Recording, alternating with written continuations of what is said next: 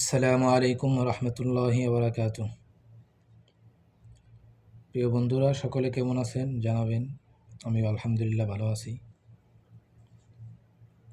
তো আজকে একটি কথা বলবো, যেটা হলো বর্তমানে বাংলাদেশের রাজনীতিতে যদি কোনো মোনাফেক বা গাদ্দার হিসেবে চিহ্নিত করতে হয় কাউকে, অবশ্যই এখানে বর্তমান বিএনপিকে করতে হবে।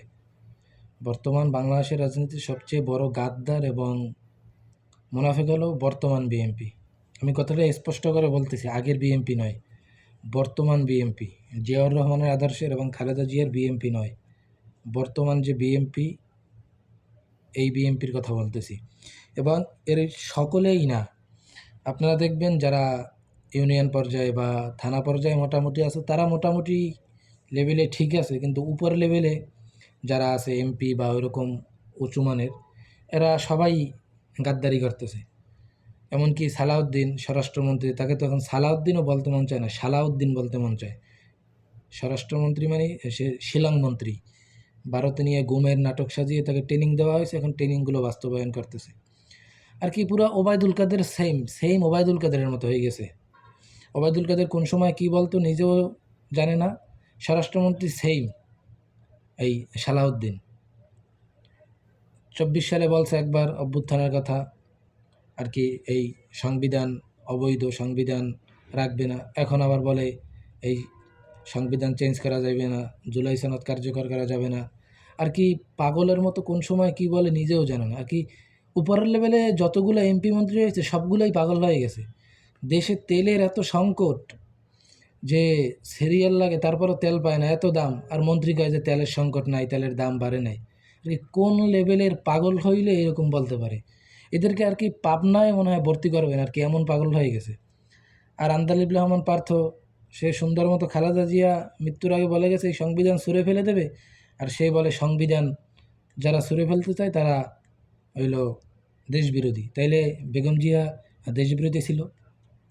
আবার তারেক রহমান, আর কি লজ্জা শরম বলতে কিছু নাই, এমপিগুলো আবার ছাপড়ির মতো টেবিল থাপড়ায়।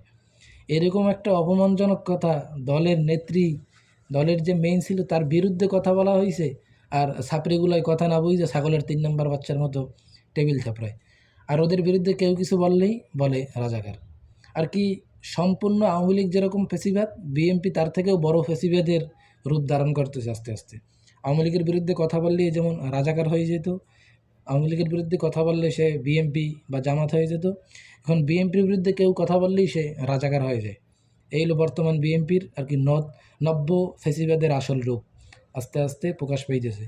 এবং বিএনপি যদি এরকমই করতে থাকে, জুলাই সনদ কার্যকর না করে, এই সংবিধান যদি 72-এর সংবিধান চেঞ্জ না করে, এর উপরে যদি এরা ভিত্তি করে বসে থাকে, আশা করা যায় ইনশাআল্লাহ বিএনপির পরিণতি আওয়ামী লীগের থেকেও খারাপ হবে।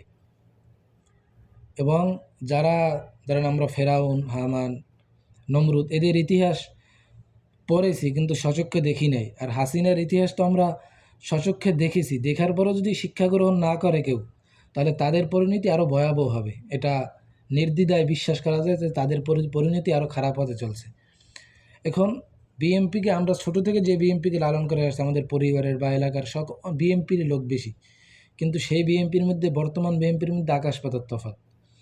এই এলাকার ছোট যারা নেতা আছে ইউনিয়ন থানা পর্যায়ে, তারা জানে যে উপরের লেভেলের তারা অনেক ভুল করতেছে, কিন্তু তারপরে তারা কথা বলতে পারতেছে না। এই কিছুদিন আগে ছাত্রদলের একজন পোস্ট করলো ফেসবুকে যে জুলাই সনদ কার্যকর করা নিয়ে তাকে ছাত্রদল থেকে অব্যাহতি দিয়ে দিল। আর কি নব্য ফেসিবাদের যে সকল রূপ সব বিএনপির মধ্যে বর্তমানে প্রকাশ পাইতেছে।